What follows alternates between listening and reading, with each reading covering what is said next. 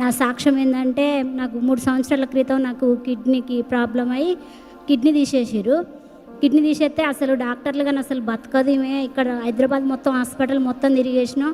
ఇక 5 రోజులు అయితే అసలు ఇక చచ్చిపోతుంది. కిడ్నీల గడ్డ పగిలిపోయింది, మొత్తం బాడీ మొత్తం పాయిజన్ అయింది. ఇక్కడ నువ్వు ఎన్ని డబ్బులు పెట్టినా కానీ బ్రతకదు అని చెప్పారు. చెప్తే ఇక్కడ కాదులే అని చెప్పి ఒకసారి ఖమ్మంలో చూపించుకుందాం అని చెప్పి మాది ఖమ్మం దగ్గర బంగ్లా, అక్కడికి పోయినాం. అక్కడికి పోతే ఎమర్జెన్సీలో ఆపరేషన్ చేయాలని చెప్పారు. హాస్పిటల్ 3 లక్షలు పెట్టి హాస్పిటల్లో జాయిన్ అయినాం. హాస్పిటల్లోకి పోతూనే ఉన్నాం. నాకు కిడ్నీ గడ్డ పగిలింది. గడ్డ పగిలి డాక్టర్లకి ఇట్లా మొత్తం బాడీ నుంచి మొత్తం చర్మం అంతా పగిలిపోయి వాటర్ మొత్తం కారడం మొదలుపెట్టింది. మా భర్త ఇట్లనేమో బ్లడ్ ఎక్కియాలని చెప్పి కిందికి పోయిండు. ఇవి అసలు బతకదు ఎమర్జెన్సీ అని చెప్పి తీసుకుపోయి ఆపరేషన్ చేస్తున్నాడు. మొత్తం బాడీ మొత్తం పాయిజన్ అయింది. ఒక 6 నిమిషాలలో అయితే బతుకుతుంది, బతకదు అని చెప్పి అందరితో సంతకాలు చేయించుకున్నారు.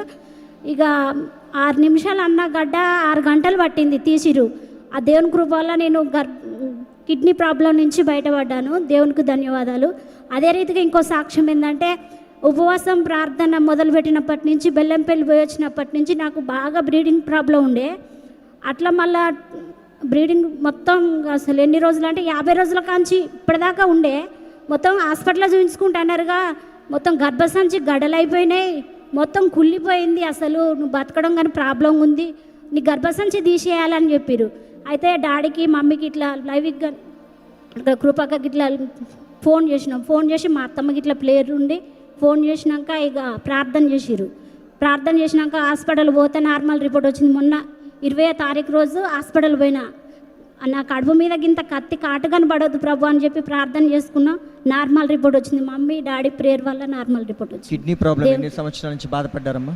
కిడ్నీ ప్రాబ్లం అసలు స్పాట్లో నాకు వచ్చింది. మైక్ దగ్గర పెట్టుకుని స్పాట్లో వచ్చిందండి 5 రోజులు. అయితే నేను అప్పుడు కిడ్నీ ప్రాబ్లం ఉన్నది అని నాకు తెలియదు. సరిగ్గా ప్రార్థనకు రాకపోయేది. ముఖ్యంగా ఏంటంటే ఒకరోజు వచ్చేది, ఒకరోజు నా షాపు టీ స్టాల్ ఉండే. ఈరోజు పోకుండా మేలే, ఇక మొన్న సండే పోతలే, నాకు చర్చికి పోతే ఏముంది, నాకు 1000 రూపాయలు పోతే నాకు 1000 రూపాయలు వస్తాయిగా, 20 రూపాయలతోటి మంచిగా అవుతుంది అని చెప్పి నేను చర్చి మానేయడం వల్ల నాకు ఆ గడ్డ అయింది, కిడ్నీ తీసేసిరు. మంచిగా ఇప్పుడు దేవుడి వల్ల ఆ గడ్డ పోయినా పర్వాలేదు, నాకు కిడ్నీ పోయినా పర్వాలేదు, కానీ దేవుని సన్నిధిలో బాగుంటాను. ఇక ఇప్పుడు గట్టిగా చెప్పట్టుకుందామా సాక్ష్యాన్ని బట్టి. సాక్ష్యం ఇచ్చిన గారికి అమ్మగారు